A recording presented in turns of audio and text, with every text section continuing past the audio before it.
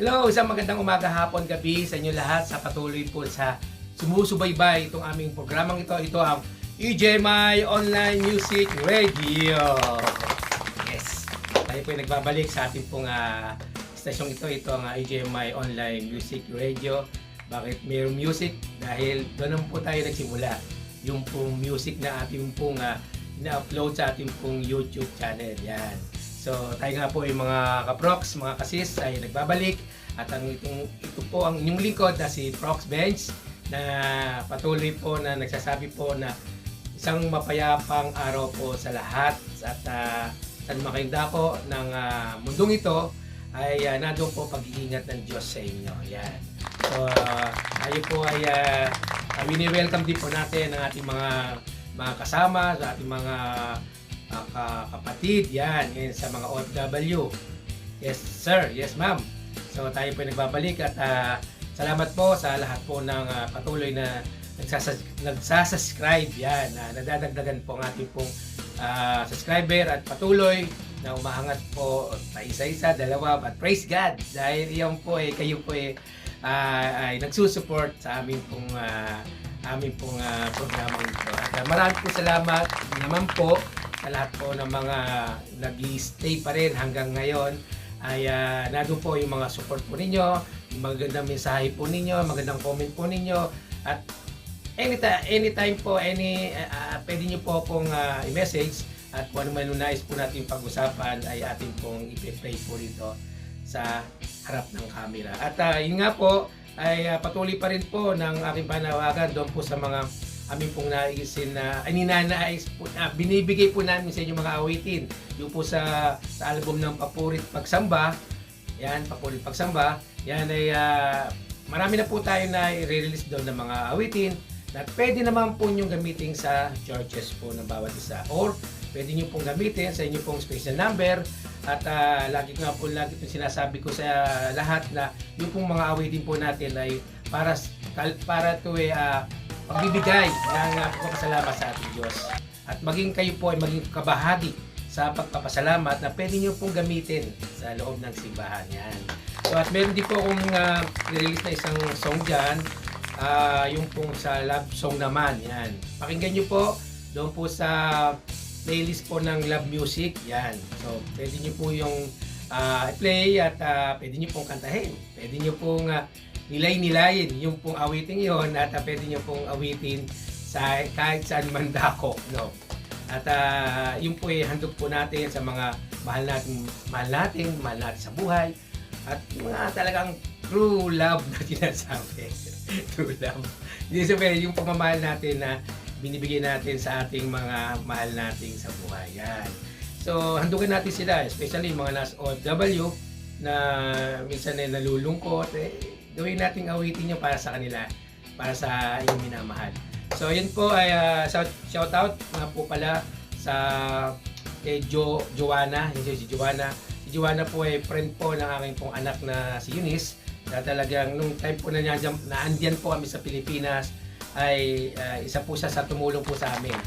At alam mo yun Joanna na talagang ito yung naging key para kami ay ma-extend dyan sa Pilipinas. At salamat sa buhay mo at pagpalain ka, pagpalain ng iyong pamilya, maging ikaw, pagpalain ka at naway mag-progress pa yung ginagawang trabaho mo. Yan. Ingat lang at lagi kang mag-submit sa ating Panginoon. Yan. Salamat, Joanna. At yung nga rin po sa mga aking mga pamangkin, mga apo na nagbibigay ng mensahe at nagsusupport at nagsha-sharing ng mga awitin at mga itong aming pong ginagawang itong na topic ay maraming salamat sa inyo at patuloy na ang inyong tito o lolo ay laging nandito at kilala nyo at I know na balang araw ay patuloy na kayo naman din ang maging blessing yan sa mga iba naman. So, pinapanalangin ko na lahat ng inyong mga naisin ay mangyari. At kapit lang sa ating Panginoon. No? At sa mga kapatid ko, at yan, mga kapatid ko rin na nagme-message, salamat sa inyong support, sa mga comment, mga likes, share, Salamat po. Alam niyo po bakit ako naka-t-shirt? Talagang sobrang init na po rito sa Saudi Arabia. Kaya although mayroong aircon, but mas maigi nga daw yung walang aircon na pag ikaw ay nagsasalita, patuloy-tuloy ka lang. Siguro nasanay lang po ako. But praise God dahil hindi naman po talaga yun ang ating pinofocus. Kundi ang binibigay po natin dito yung pagpapahalaga sa ating pong pinag-uusapan at yung ating ginagawa sa araw-araw, maging sa loob ng simbahan at sa labas ng simbahan. At nga po, shoutout nga po pala sa aking mga mga kapatid na nandiyan si Kuya Jess, si Kuya Romy, at si Ate Arlene, at marami pa. Sa dami pa rin hindi ko na naman nasabi. At yun nga, at maraming salamat sa buhay po ninyo at pagpalain kayo ng ating Diyos at maging ang ating pong pinapanalangin sa bawat personal natin ay naway tugunin ng Diyos. At magpapasalamat ako sa pagkakataong ito sapagkat na-renew na po ang aming pong ikama at praise God. Stay na naman po na tayo dito sa Saudi Arabia at ang residence po natin ay tuloy-tuloy na naman po. At salamat sa buhay ng mga, yun, siyempre po sa HR po namin talaga nagtyaga na iintayin yung aming pong ano po yan, yung pagka-renew ng aming ikama. Yan, so praise God. Salamat po at muli tayong magkakasama pa rito sa ating po stasyon dito po sa Saudi Arabia. At nga rin po, patuloy din po ako nagpapasalamat sa ating po ng aking anak na si Eunice sapagkat siya po talaga ay aking po nakakatuwang dyan po sa Pilipinas. Bagamat ako nandiyan siya, ay talagang ginagampanan niya yung pagiging nanay na niya. Nanay na sa kanyang anak na si Rio at talagang nandun yung pagpapagal niya. At sabi ko nga sa kanya ay ganyan talaga pagiging isang ina na hindi ka na nagsosolo kundi dalawa na kayo. No, at nga po ay still na kami po ay nag-iintay na maayos yung lahat at makarating po sila rito ng in God's time yan. At saka po at isa rin po yung pong aming pong apo na talaga namimiss po namin na si Rio. Hi Rio Bennett Sayon. Ayan. Shoutout na kita. Apo So yun po mga ka-prox ay inuna ko na muna pagpapasalamat sa lahat sapagkat napakasarap naman po talaga magpasalamat sapagkat yung mga taong yan ay nasa paligid mo ay doon ka lang minsan humuhugot ng lakas. Although meron tayong Diyos na nagbibigay sa atin ng kalakasan, of course, yun yung nakakabigay ng kasiyahan na tayo po yung makasama natin ang ating mga mahal na sa buhay.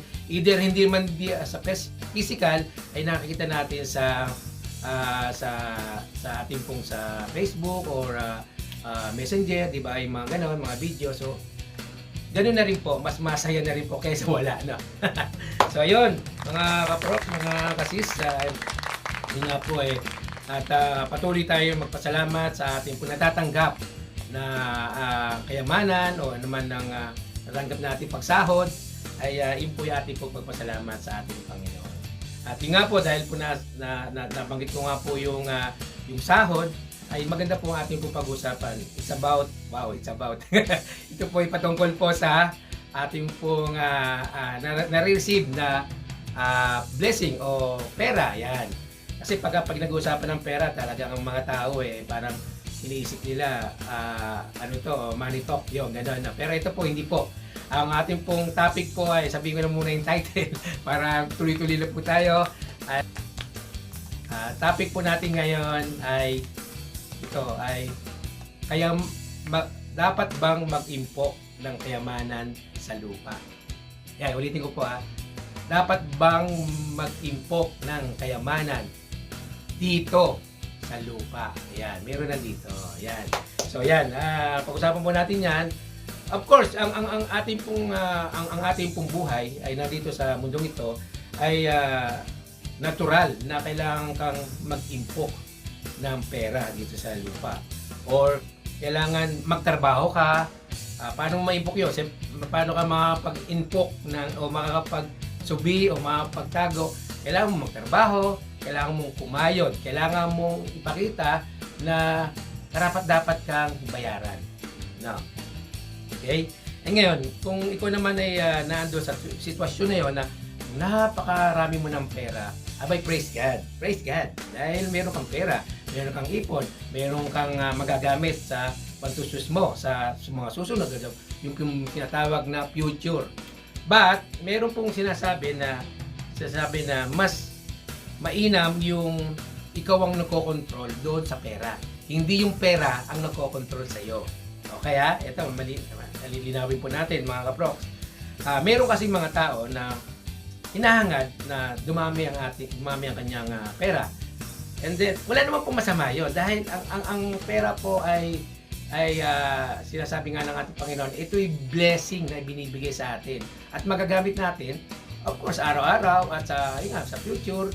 At magagamit natin sa pagtulong din sa ating kapwa sapagkat ang pagtulong sa kapwa naman po ay pagsunod sa Diyos. Tandaan po natin yan. Ang pagtulong sa kapwa ay pagsunod sa Diyos. Kaya, kung meron kang pera, kung meron kang talagang sobra, pwede kang tumulong sa tao. Pero kung wala naman, pag-pray mo muna. Kasi meron naman pagtawag na meron talagang tao na bine-bless. Actually, sinasabing generous na talagang tumutulong. Pero minsan may mga tao talaga na pagka tumutulong, hinahanapan ng balik. Yun ang that's bad. Yung bang tumulong ka ha, parang pinakita mo sa tao na tumulong ka, pero kinukwento mo naman sa iba. Di ba? Hindi rin po tama pong maging ganon dahil kung ikaw ay Kristiyano, of course, yung mga hindi pa nakakakilala sa Panginoon, hindi natin masasabihan yan dahil yun ang way nila. Pero kung ikaw ay Kristiyano, huwag mo nang sabihin sa iba na tinulungan mo yung kapwang yun. Di ba? Kasi kung tayo mismo na tayo po ay tumutulong, ibig sabihin nyo, pinagpapala ka ng Diyos. Kung Kristiyano ka, ha? Pero kung sinasabi mo yun sa mga tao, meron kang motibo na balang araw, sisingilin mo siya sa iyong ginawang pagtulong. That is bad ba o wrong? Parehas din yun. Mali po yun, mga kaproks, mga kasis. Kung tumulong ka, bukal sa kalooban mo, at ibigay mo sa kanya, ay praise God. 100, 110 siguro percent ka sa langit. No, hindi, bakit? Kasi kung ano daw, sabi nga, kung hindi mo pinag-ingay yung binigay mo, ang Diyos ang magpapala sa iyo. Hindi pinag-ingay mo dahil re-receive mo yun sa ibang tao. Hindi tinanggap mo na, di ba? Wala na yun. Wala na yung blessing na makuha mo. Ang ibig pong sabihin, mga kaproks, mga kasis, kung ikaw ay tumutulong sa ating kapwa o sa iyong kapatid, pag-pray mo nila siya after mong tulungan. Na siya, malang araw, siya naman yung tutulong sa iba. Ganun po ang panutuntunan ng Panginoon. Yung pong ginanais ng Diyos na tayo po ay makatulong sa ating kapwa. Ngayon, kung ikaw ay may pera, sabi nga ang pera daw is root of evil. Tama ba? Pero kung magpapa-submit ka sa pera, kung mismong yung pera ang magkokontrol sa iyo, ay talagang magiging evil ka nga dyan, sinasabi nila. Siyempre, kontrolado ka ng pera, so anytime, anywhere na meron kang power, gagawin mo ang gusto mo. Kahit wala na sa kalooban ng Diyos. Diba? Yun ang ating pong ninanais ng Panginoon na ninanais ng Diyos na baguhin ng isang tao at huwag mangyari sa atin bilang isang Kristiyano. Of course, yung mga iba na hindi mga nakakilala sa Panginoon, maaaring may ganon, mayroong ganyan, pero hindi naman natin nilalahat. Huwag naman lahat dahil iba namang o ibang pamamaraan ang ginagawa ng iba. So, maaaring yun ang way nila sa pagtulong. Sabi ko nga sa inyo, may mga kanya-kanyang pagtawag ang ating Panginoon. Maaaring yung taong yun ay tinawag para tumulong at mag-share ng kanyang blessing dahil pinagpapala siya, ay praise God, di ba? Praise God. Pero, sabi ko nga rin po, ay ang pagtulong at yung ginagawang pagbibigay o pag-share ng blessing niya na sobra-sobra ay hindi po yan makakatawid o makakarating sa ating Panginoon. Hindi po yung basihan at batayan. Kasi po, ang pagbibigay ay pagsunod po sa Diyos. Sumusunod ka dahil yun po yung mga good na mailalathala o isusulat sa aklat ng buhay yung ginagawa mong kabutihan dito sa lupa. kapalad ka nga kapatid dahil binebless ka, di ba? Kaya ibig sabihin, kaya ka binebless, meron kang may ginagawa ang Diyos para sa iyo para ikaw ay maging channel of blessing para maibigay share mo sa iba na wala. At panalangin mo siya na balang araw siya naman, di ba? Ganun naman ang buhay natin mga kaproks, mga kasis. Ako nga, saludo ako sa mga ating mga katulong or kasambahay, kadama, yan, lahat po ano po yung tawag sa ating mga ating pong mga nakakasama sa bahay na nakakatuwang natin. Kahit maliit ang kanilang sahod, kahit maliit ang kanilang kinikita, nandun yung heart nila na pinapadala nila lahat sa kanilang pamilya sa Pilipinas. At para sa akin, which okay naman po yun, ginagawa nyo, pagtulong sa pamilya mo at sa pag-support sa pamilya mo, pero magtira ka rin sa iyo. Diba? Magtira ka rin dahil dito sa atin, sa pag tayo pumunta ng ibang bansa, ay temporary lang tayo dito. Baka maubusan ka pag sakaling kailangan mo na, di ba? So, wag naman lahat. Hindi ko naman sinasabi wag niyo namang kontrolin ang inyong pagpapadala na sabi ni Prox Benz 50% na lang. Wag naman. Kayo po ang nakakaalam kung magkano po ang inyong sinasahod at kinakayang gastusin ng mga tao sa Pilipinas. At ikaw dapat meron kang savings.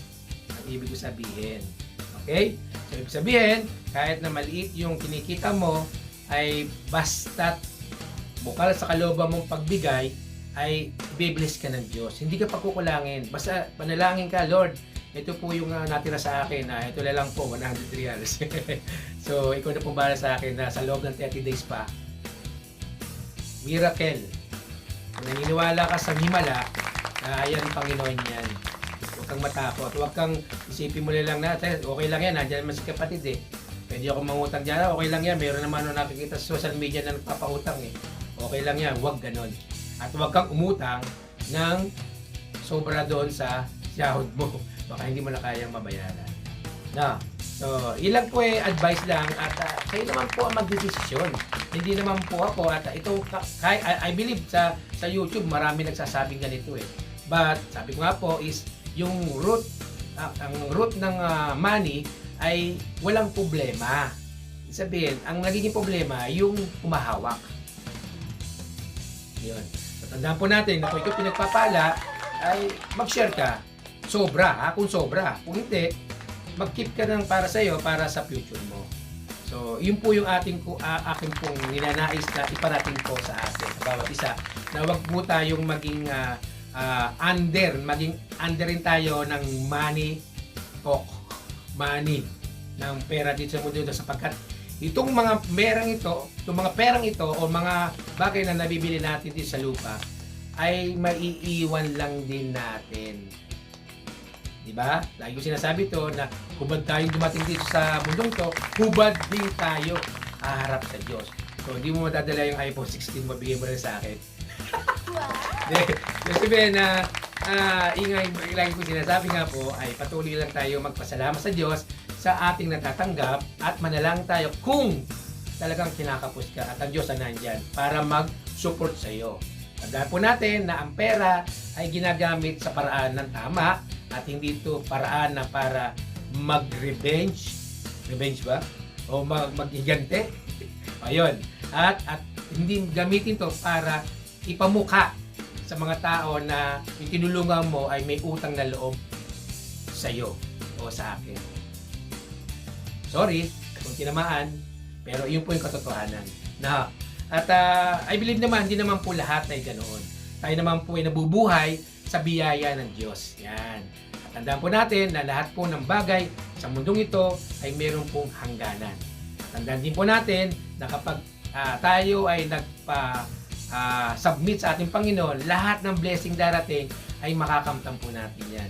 Kapagkat ang nais ng Diyos, pinagpapala niya ang kanyang mga anak. Yan. So maraming po salamat sa inyo pong pakikinig itong short exhortation short na topic po natin sa ating pong it's about po para po sa money talk. Yan. So ito po ang ating pong verse for today. Sabi nga sa mga ngaral 12:14, ito Ito, makinig po. Sapagkat dadalhin ng Diyos ang bawat gawa sa kahatulan. Yun. Pati ang bawat kakublihang bagay, maging ito'y mabuti o maging ito'y masama. So, ibig sabihin, mabuti o masama, ipagsusulit natin sa Diyos. Walang maililihim sa Kanya dahil hayag naman ito lahat eh. Kaya, ikaw, huwag kang mag-judge sa kapwa mo sapagkat hindi ka husgado, no? Baka pagdating sa ating Panginoon, sa harap ng Panginoon, baka ikaw pang husgahan. Kaya aware tayo sa ating pong iniisip at binibigkas ng ating bibig at ilalagay natin sa puso dapat ang ating pong sinasabi at pagtulong. Okay? So ito po yung ating naman po ang quote for today. Ang quote for today po natin ay ito. Ang pagyaman ay kaloob ng Diyos. Sa lahat na maaring ikaw na yung pinagpalang lubusan. Yun. Tandaan na ang kayamanan ay isa ding hakbang upang maligaw at malunod sa karangyaan. Baka ikaw na din yung naakala mo na tinitingalain ka pa nila yung totoo nakalublob na ang buong yung katawan sa kumukulong lupa. Yun, kumukulong lupa. Alam niyo po, ibig sabihin yun. Kaya, ingat ka kapatid. Yun. Ibig sabihin nito, haba no, ng quote. So, ibig sabihin ito, short ko lang po, na baka akala mo ay yung pagtulong mo ay merong inyong kalooban ng Diyos yung pagtulong. Pero baka yung karanyaan mo, baka iniisip mo na, wow, ang bait nitong taong to, wow, ang generous nitong taong to, mapagbigay, mapagtulong, pero yung paa mo, nakalubog niya sa kumukulong lupa na hindi mo alam, akala mo, tama pa rin. Ibig sabihin, nakokontrol ka na pala. Ng money at si Satan. Yan. So, ibig sabihin, nadidisalad ka na. Iniisip mo na lang yung kung ano yung sasabihin ng tao sa iyong kabutihan. That's wrong. Kailangan ng Diyos na magbibigay sa iyo ng pagpapala.